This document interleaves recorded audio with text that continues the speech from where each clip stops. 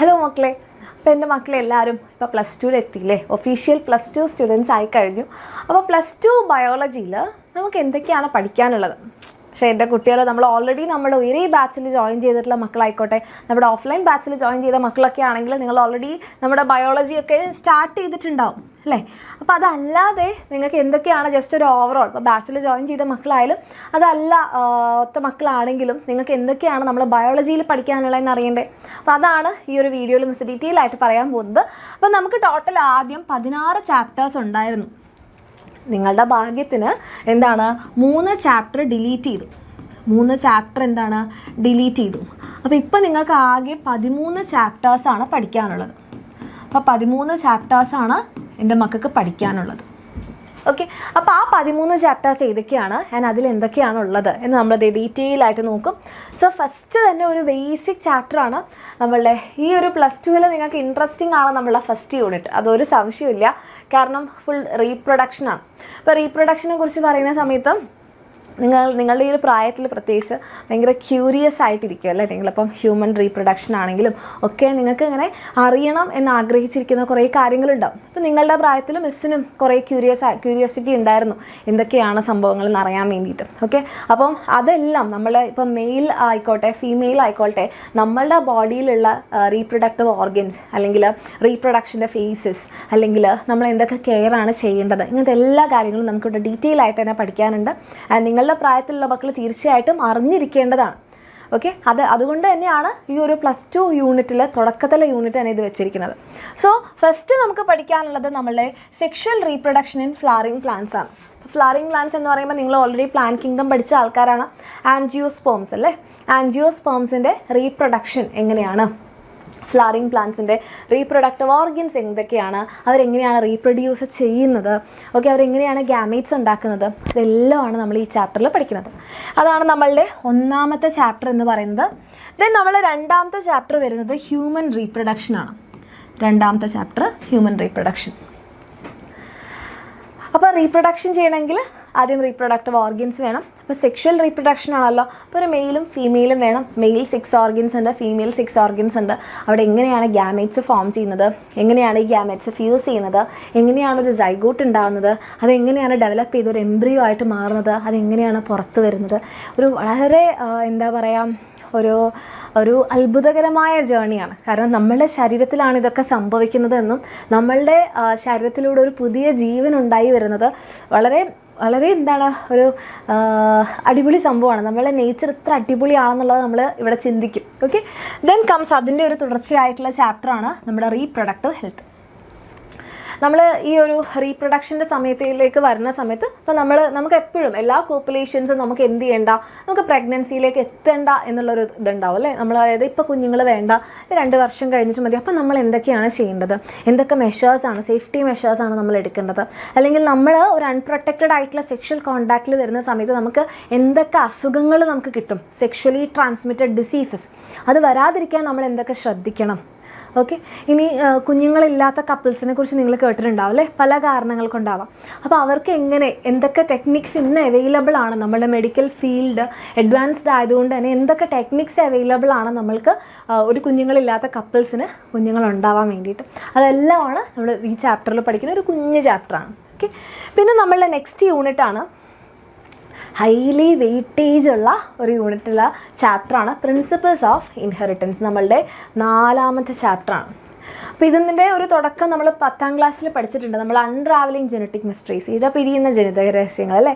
അതിൻ്റെ നിങ്ങൾക്ക് ആ ചാപ്റ്ററിൽ കുറച്ചേ ഉണ്ടായിരുന്നുള്ളൂ. അപ്പോൾ നിങ്ങൾക്ക് പല സംശയങ്ങളുണ്ടായിട്ടുണ്ട്. ഇതെന്താ ഇങ്ങനെ വരുന്നത്, ഇത് എങ്ങനെ എത്തും, അതെല്ലാം ഈ ചാപ്റ്ററിൽ നമുക്ക് ക്ലിയർ ചെയ്യാം. നമ്മൾ ഇൻഹെറിറ്റൻസിന് കാരണം, നമുക്ക് അച്ഛൻ്റെയും അമ്മയുടെയും ഫീച്ചേഴ്സൊക്കെ കിട്ടാൻ കാരണം എല്ലാം നമ്മളിവിടെ പഠിക്കും.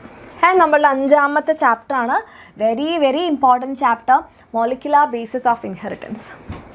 മോളിക്കുലാർ ബേസിസ് എന്ന് പറയുമ്പോൾ DNA, RNA, അതിൻ്റെ കെമിക്കൽ ലെവൽ, എങ്ങനെയാണ് ഈ DNA നമ്മൾ കണ്ടുപിടിച്ചത്, RNA എങ്ങനെയാണ് കണ്ടുപിടിച്ചത്, ഓക്കെ, എങ്ങനെയാണ് നമ്മുടെ ശരീരത്തിൽ ഒരു ജീൻ എക്സ്പ്രസ് ചെയ്യുന്നത്, ബാക്ടീരിയൽ എങ്ങനെയാണ് ഒരു ജീന് mRNA ആയിട്ട് മാറുന്നത്, അത് പ്രോട്ടീനായിട്ട് മാറുന്നത്, എല്ലാം നമ്മളിവിടെ പഠിക്കും. ഓക്കെ, ആൻഡ് നമ്മൾ അടുത്ത ചാപ്റ്ററാണ്, നമ്മൾ 7ാമത്തെ ചാപ്റ്ററാണ് എവല്യൂഷൻ. നമ്മൾ എങ്ങനെയാണ് ഇങ്ങനെ ഇരുന്ന് നമ്മൾ ഇങ്ങനെയായത്, ഓക്കെ, നമ്മൾ പലരും കളിയാക്കാറുണ്ടല്ലേ, കുരങ്ങിനെ പോലുണ്ട്, കുരങ്ങിൻ്റെ സ്വഭാവം കാണിക്കുന്നു എന്നൊക്കെ. ശരിക്കും കുരങ്ങി നമ്മുടെ റിലേറ്റീവാണ്. പിന്നെ കുരങ്ങിൻ്റെ സ്വഭാവം കാണിക്കാണ്ട് വേറെ ആരുടെ സ്വഭാവം കാണിക്കാൻ പറ്റുമോ? അതെല്ലാം ഈവൻ നമ്മുടെ ഭൂമി എങ്ങനെയാണ് ഉണ്ടായത്, ഓക്കെ, എല്ലാ കാര്യങ്ങളും നമ്മൾ എവല്യൂഷൻ എന്ന് പറയുന്ന ഈ ചാപ്റ്ററിൽ പഠിക്കും.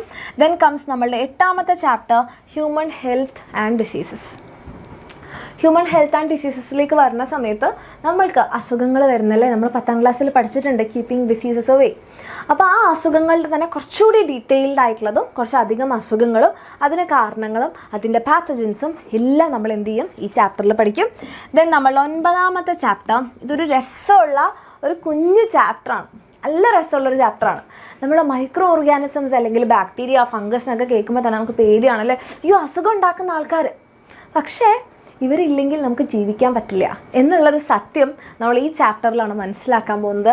അവർ നമ്മൾക്ക് ചെയ്തു തരുന്ന ആ ഒരു ഏറ്റവും നല്ല നല്ല കാര്യങ്ങൾ നമ്മൾ അറിയുമ്പോൾ നമുക്ക് മനസ്സിലാവും നമ്മളൊന്നല്ല, നമ്മളുണ്ടാക്കുന്ന കാര്യങ്ങൾ അല്ലെങ്കിൽ നമ്മൾ ഇന്ന് ജീവിച്ചു പോകുന്നത് ഇവരെ കൊണ്ടാണ് എന്ന് നമ്മൾ തിരിച്ചറിയുന്നൊരു ചാപ്റ്ററാണ്. ദെൻ കംസ് നമ്മുടെ ബയോടെക്നോളജി പ്രിൻസിപ്പിൾസ്, ബയോടെക്നോളജി ആപ്ലിക്കേഷൻ. ഇത് ബ്രദേഴ്സാണ് ഈ 2 ചാപ്റ്റേഴ്സ്. ഓക്കെ, 10ാമത്തെയും 11ാമത്തെയും ചാപ്റ്ററാണ് നമ്മളുടെ സഹോദരങ്ങളായ ചാപ്റ്ററാണ്. ഇതൊരു നമ്പർ മിസ് വിട്ടോ? ഇല്ല, 4 കഴിഞ്ഞ് 5 മിസ് വിട്ടു അല്ലേ? ഇത് 5ആണേ, ആണ് നമ്പർ ഒന്ന് ടാലി ആവുന്നില്ല. ഇത് 6ആണ്, 6. ദെൻ ഇത് നമ്മളുടെ 7ാമത്തെ ചാപ്റ്ററാണ്, 7. ദെൻ ഇത് നമ്മളുടെ 8.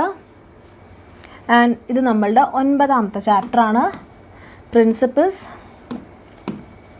ആൻഡ് ഇത് നമ്മളുടെ 10. അപ്പോൾ ഇവർ രണ്ടുപേരും എന്ന് പറഞ്ഞാൽ അതിൻ്റെ തുടക്കം നിങ്ങൾ 10ാം ക്ലാസ്സിൽ പഠിച്ചിട്ടുണ്ട്, നമ്മളുടെ ജെനറ്റിക്സ് ഓഫ് ദ ഫ്യൂച്ചർ. അതിൻ്റെ തന്നെ കുറച്ച് ഡീറ്റെയിൽഡാണ്. ആക്ച്വലി ഇത് ശരിക്കും ഇത് ബേസിക്സ് എല്ലാം ഇവിടെ നിന്ന് തന്നെയാണെന്ന് പറയാം. 2 ബ്രദേഴ്സാണ്. ബയോടെക്നോളജിയുടെ പ്രിൻസിപ്പിൾസ് ആദ്യം പഠിക്കും, പിന്നെ അതിൻ്റെ ആപ്ലിക്കേഷൻ ലെവൽ നമ്മൾ പഠിക്കും.